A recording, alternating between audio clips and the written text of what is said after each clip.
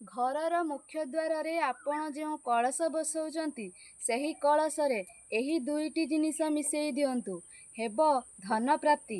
ଆଉ ଯଦି କେହି ଆପଣଙ୍କର ନେଇଥିବା ଟଙ୍କା ଫେରାଉନାହାନ୍ତି ତାହେଲେ ଏହି ଉପାୟଟି ନିଶ୍ଚୟ କରନ୍ତୁ। ଆପଣଙ୍କୁ ଧନ ପ୍ରାପ୍ତି ହେବା ସଙ୍ଗେ ସଙ୍ଗେ ଆପଣଙ୍କ ବେପାର ବାଣିଜ୍ୟରେ ବି ମଧ୍ୟ ବହୁତ ଶୁଭ ହେବ।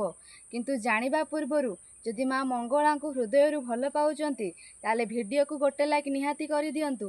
ଆଉ ଟିଏ ତାପସିନୀ କ୍ରିଏସନକୁ ସବସ୍କ୍ରାଇବ୍ କରି କମେଣ୍ଟରେ ଜୟ ମା ମଙ୍ଗଳା ଲେଖିବାକୁ ଜମା ବି ଭୁଲିବେନି। ତାହେଲେ ଚାଲନ୍ତୁ ଜାଣିବା ସେ ଉପାୟଟି କ'ଣ।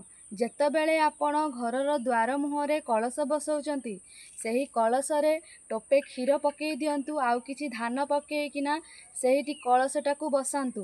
ଆଉ ଘରୁ ଯେତେବେଳେ ବାହାରିକି ଯାଉଛନ୍ତି ସେତେବେଳେ ସେ କଳସକୁ ଜୁହାର ହେଇକିନା ବାହାରକୁ ବାହାରନ୍ତୁ। ଦେଖିବେ ଆପଣଙ୍କର ଧନ ପ୍ରାପ୍ତି ହେବା ସଙ୍ଗେ ସଙ୍ଗେ ଆପଣଙ୍କ ଟଙ୍କାକୁ ଯେଉଁମାନେ ନେଇଛନ୍ତି ସେମାନେ ସୁଧମୂଳ କରି ଆପଣଙ୍କୁ ଫେରାଇ ଦେବେ।